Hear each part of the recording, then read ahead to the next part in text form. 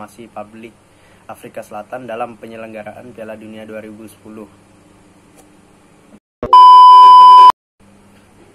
Nah, saya akan menjelaskan latar belakang dari usulan penelitian saya, yaitu olahraga telah menjadi fenomenal global untuk mencapai kepentingan politik, bahkan setiap negara saling berkompetisi untuk mendapatkan hak untuk menjadi tuan rumah dalam suatu acara olahraga internasional. Salah satunya yaitu Piala Dunia, yang merupakan kejuaraan sepak bola internasional yang diikuti seluruh tim nasional dari negara-negara anggota FIFA. Nah, maka dari itu, olahraga dapat menjadi sebuah event yang mampu mendongkrak popularitas suatu negara yang menyelenggarakannya. Popularitas ini yang menjadi sangat menguntungkan apabila event dalam olahraga tersebut disertai dengan manifestasi identitas nasional, regional, lokal maupun etnis tertentu. Nah, maka dari itu saya mengangkat judul ini karena sangat menarik untuk dibahas, apalagi untuk saya yang sangat suka dengan olahraga. Baik, identifikasi masalah penelitiannya, yaitu dampak positif. Yang pertama adalah dampak positif dari adanya sepak bola bagi Afrika Selatan sebagai tuan rumah Piala Dunia 2010.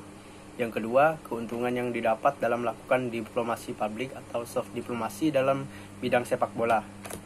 Yang ketiga adalah kebijakan Afrika Selatan dalam melakukan diplomasi publik. Dan fokus penelitian yang saya lakukan adalah dalam penelitian kali ini mengamati dan menganalisis pengaruh sepak bola dalam peranan diplomasi publik bagi Afrika Selatan di Piala Dunia FIFA tahun 2010. Rumusan masalah yang saya ambil yaitu bagaimana diplomasi publik Afrika Selatan dalam penyelenggaraan Piala Dunia 2010. Baik, selanjutnya tujuan penelitian. Tujuan penelitian saya ini adalah untuk mengetahui diplomasi publik Afrika Selatan pada penyelenggaraan Piala Dunia FIFA 2010. Baik, konsep yang saya gunakan dalam penelitian ini adalah konsep diplomasi publik menurut Jaewang. Nah, menurut Jaewang, diplomasi publik ini dapat dikatakan suatu bentuk usaha pemerintah yang resmi untuk mengkomunikasikan kebijakannya ke mancanegaranya, khususnya di level domestik pada umumnya. Nah, hal yang ingin dikomunikasikan pemerintah ini dapat berupa kepentingan negaranya atau hal yang menyangkut identitas budaya, ide-ide, atau hal yang ditujukan ke negara lain. Nah, adapun tujuan dari diplomasi publik ini yaitu membentuk citra positif suatu negara di mata dunia. Nah, dengan adanya momentum Piala Dunia Afrika Selatan pada tahun 2010 sebagai pelaksanaan diplomasi publik ini, diharapkan Afrika Selatan mampu mengubah persepsi masyarakat dunia mengenai negara tersebut sehingga dapat mengurangi mispersepsi negatif dari negara lain mengenai negara yang melakukan diplomasi publik ini, sehingga dapat memudahkan komunikasi dan hubungan kerjasama pemerintah tersebut dengan negara lain.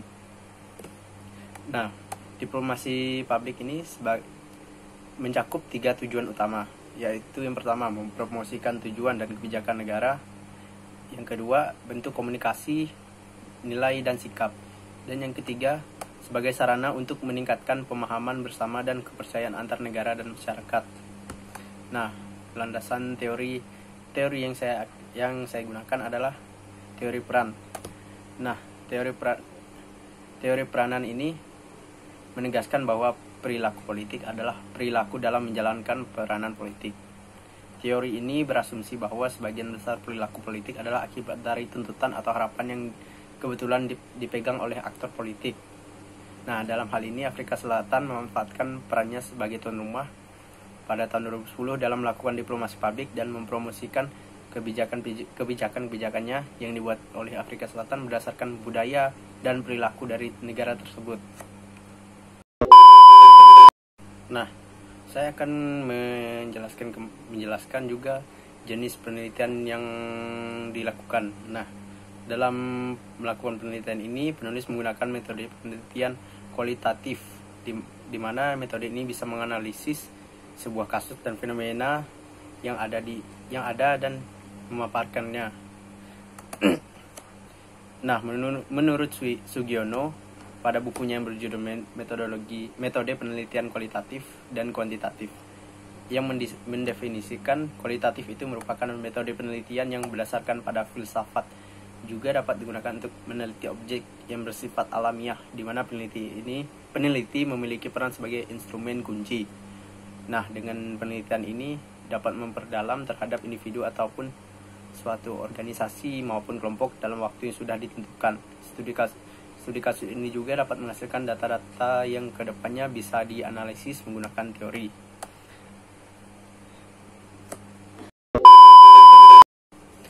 Nah, teknik pengumpulan data yang dilakukan untuk melaksanakan proses penelitian adalah dengan cara melakukan studi pustaka.